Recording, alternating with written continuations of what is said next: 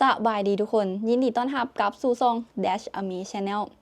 คลิปวิดีโอนี้ก่อนจะเข้าไปหาเนื้อหาเนาะไผ่ที่ยังบ่ทันได้มีบัญชี Binance และต้องการที่จะสมัครบัญชี Binance เพื่อเป็นการซัพพอร์ตซองของเฮาใต้ลิงก์คลิปวิดีโอนี้มีลิงก์ให้ทุกคนสมัครและทุกคนสามารถสมัครผ่านการสแกน QR Code ตัวนี้ได้เป็นการต่อลิงก์ของเฮาและเฮาตอบแทนทุกคนกลับโดยการ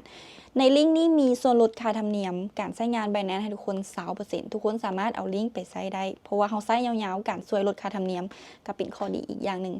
ช่องทางที่ติดตามของเฮาเนาะแต่ก่อนเดี๋ยวถ้าว่าไผจะสมัคร Binance แล้วบ่ฮู้ว่าต้องสมัครแนวไหนเฮาเฮ็ดคลิปวิดีโอไว้แม่นตัวนี้เนาะทุกคนการสมัคร Binance ในปี 2025 ทุกคนสามารถไปเบิ่งได้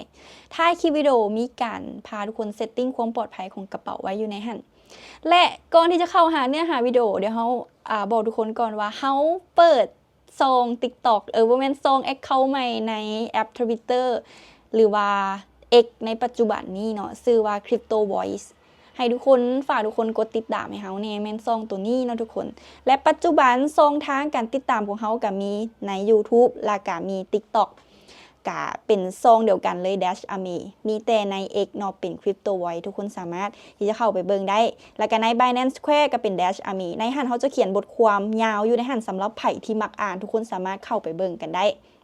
เขาเข้าหัวข้อกันเลยเดี๋ยวกับทุกคนหัวข้อของคลิปวิดีโอนี้เฮามากันในหัวข้อ Buy the Dip Buy the Dip แมนซื้อที่จุดต่ำสุดเฮามาเบิ่งในกลยุทธ์ของ Buy the Dip ในมื้อนี้ Buy the Dip สำหรับมืออาชีพมีอย่างนี้ทุกคนง่ายๆเลยก่อนที่จะไปสรุปให้ทุกคนในต้นคลิปเลย Buy the Dip ก็คือเห็นมันลงแล้วก็ซื้อนั่นเองเนาะแต่การจะซื้อ Buy the Dip บ่แม่นว่าเขาจะซื้อได้ทุกเหรียญทุกคนมันควรที่จะเหรียญตัวนั้นที่เขาจะเฮ็ดการ Buy the Dip Fundamental มันควรที่จะดียังดีอยู่ตัวอย่างที่เฮาใช้ Buy the Dip และได้ผล 100% นั่นก็คือ BTC แหงตกแหงซื้อเนาะหลายคนก็สิประมาณนี้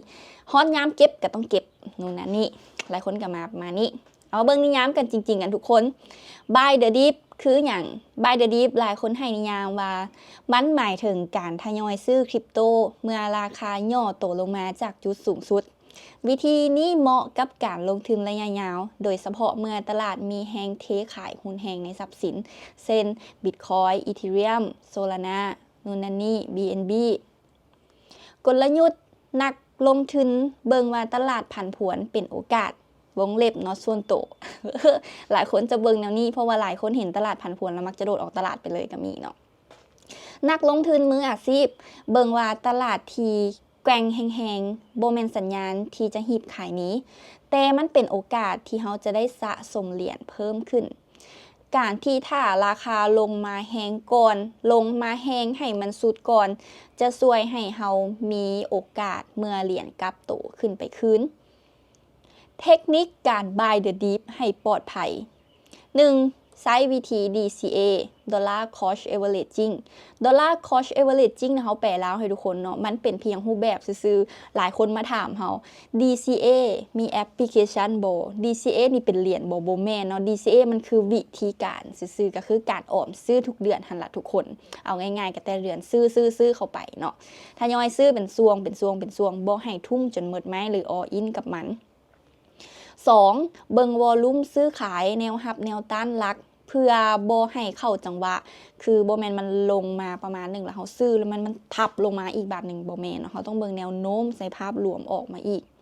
3. ตั้งราคาซื้อทุกส่วนให้มันห่างกันเพื่อที่ราคาจะได้เฉลี่ยให้เฮาและป้องกันการขาดทุนหนักประมาณลงมานี่ 10% ให้มันลงอีก 10% ค่อยจะซื้ออีก 15% ค่อยจะซื้ออีก 20% ค่อยจะซื้อจะเป็นประมาณนี้การวางแผนจัดพอร์ตและการเตรียม stop loss นำทุกอย่างต้องมี stop loss เนาะทุกคนก่อนเข้า buy the dip หรือซื้อที่จุดต่ำสุดต้องวางแผนพอร์ตและจัดการความเสี่ยงตั้งเป้าหมาย stop loss ทุกครั้งเพื่อบ่ให้เกิดความโลภจนเกินไปหลีกเลี่ยงเหรียญที่มีพื้นฐานบ่ดีหรือบ่มีพื้นฐานเลยทีมงานพัฒนาบ่มีกิจกรรม community บ่ลันตัวอย่างเช่นพวกมีมคอยเพราะว่าจะมีโอกาสตกลงอย่างต่อเนื่องและบ่ฟื้นขึ้นมาเลยสำหรับพวกที่บ่มีพื้นฐานเนาะเหรียญที่บ่มีพื้นฐานให้เน้นเหรียญที่มีทีมงานดีโปรเจกต์เติบโตอย่างต่อเนื่องมีข่าวบวกคอมมูนิตี้ยังลั่นได้การซัพพอร์ตจากรายใหญ่ได้การซัพพอร์ตจากนักลงทุนทั่วโลกเป็นอย่างดีคือมีเสียงในทางที่บวกนั่นแหละทุกคน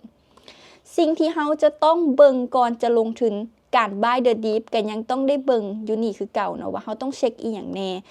1เฮาต้องกวดสอบสถานะโปรเจกต์ต้องเบิ่ง road map ของทีมงานเบิ่งพาร์ทเนอร์เบิ่ง community ว่ายัง active อยู่หรือบ่แม่นหายไปจากโลกใบนี้แล้วต้องมาเช็คสัญญาณตลาดเซ็นความเห็นของนักวิเคราะห์ว่าแนวใด community activity ว่าแนวใดหลายคนที่เป็นคอให้ความเห็นว่าแนวใดคนคอมเมนต์นู่นนี่ฟีดแบ็กว่าแนวใดอีกสิ่งหนึ่งสำคัญก็คือติดตามข่าวสำคัญตัวอย่างเช่นทางด้านกฎระเบียบทางด้านกฎหมายมีการซัพพอร์ตหรือแนวโน้มนโยบายนู่นนั่นนี่ทุกอย่างล้วนเป็นสิ่งที่เราจะต้องเบิ่งเพราะว่าในทุกๆเหรียญมีความเสี่ยงที่เสื่องอยู่ของมันทุกเหรียญมีข้อดีและมีข้อด้อยทุกคนสามารถที่จะเช็คก่อนที่จะซื้อเหตุการณ์ซื้อขายหรือลงทุนได้ขอบใจทุกคนที่เบิ่งคลิปวิดีโอนี้มาจนจบเฮาบ่แน่ใจว่าคลิปวิดีโอเฮาเว้าไวเกินไปหรือบ่หรือเจ้าของซองเว้าไวเกินไปหรือบ่เฮาจะพยายามลดระดับความสปีดลงให้ทุกคนขอบใจทุกคนที่ซัพพอร์ตคลิปวิดีโอเฮามาโดยตลอดและซัพพอร์ตซองเฮามาโดยตลอดท้ายคลิปวิดีโอนี้ใครที่ยังบ่ทันได้มีบัญชี Binance ทุกคนเพื่อเป็นการซัพพอร์ตกันให้ทุกคนกดลิงก์ใต้คลิปวิดีโอนี้แล้วสมัคร Binance เข้าไปเจอกันคลิปวิดีโอหน้าทุกคน